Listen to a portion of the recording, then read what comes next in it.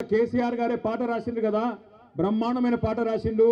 సూడు సూడు నల్లగొండ గుండె నిండా ఫ్లోరైడ్ బండ అంటూ ఇక్కడ కాళ్ళు చేతులు నడుమంకర పోయిన లక్షలాది మంది గురించి కూడా కేసీఆర్ గారే రాసిండు కదా అని చెప్పి నిరంజన్ రెడ్డి గారు వెంటనే అందుకున్నారు. ఇవాళ కొంతమంది తెలిసి తెలియని మూర్ఖులు, తెలిసి కూడా తెలియకుండా అజ్ఞానంతో మాట్లాడుతున్న వాళ్ళకు ఒక మాట చెప్పాల్సిన అవసరం ఉంది.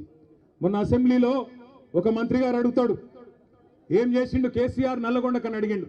నేను గుర్తు చేస్తా ఉన్నా ఆ మంత్రి గారికి, నల్లగొండ జిల్లా ముద్దు బిడ్డలందరికీ, ఇక్కడికి వచ్చిన రైతు బిడ్డలందరికీ ఏం చేసిండు తెలంగాణను కేసీఆర్ అంటే, భారతదేశంలోనే పంజాబ్ను హర్యానాను తలదన్ని వరి పండించే విషయంలో భారతదేశంలోనే తెలంగాణను నెంబర్ 1 చేసిండు కేసీఆర్.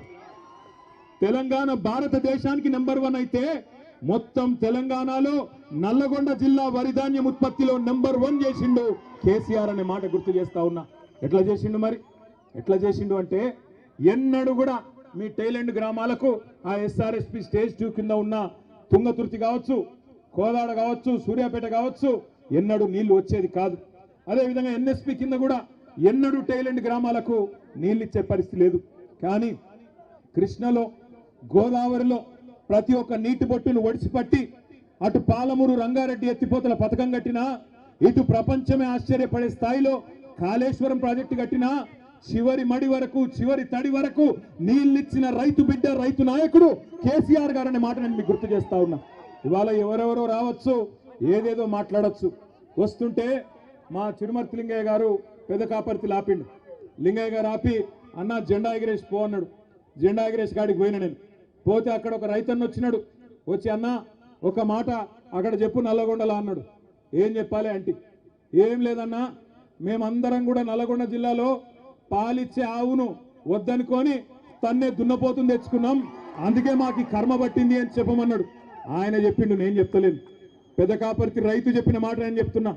పాలిచ్చే ఆవును వద్దనుకొని మరి ఇలా ఎగిరెగిరి తంతున్న దున్నపోతులను తెచ్చుకొని మీద పెట్టుకున్నాం.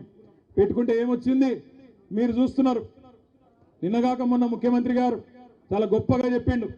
ఏమన్నాడు? 26 జనవరి రాత్రికే 12 గంటలకే టకీ టకీ ఏమని పడతాయి అన్నాడు. పడ్డా టకీ టకీమని? పడ్డాయా? పడలేదా? 12 సార్లు కదా కేసీఆర్ ఇచ్చింది. యాసంగికి, వానకాలానికి లెక్క పెట్టుకుంటూ పోతే 6 ఏళ్లు నిరాటంకంగా మీరు అడగాల్సిన అవసరం లేకుండా, ఎన్నికల్లో మీ ఓట్ల కోసం జూటా మాట చెప్పకుండా కేసీఆర్ గారు ఆనాడు రైతుల మీద ఉన్న ప్రేమతో ఒకవైపు రుణమాఫీ చేయంగా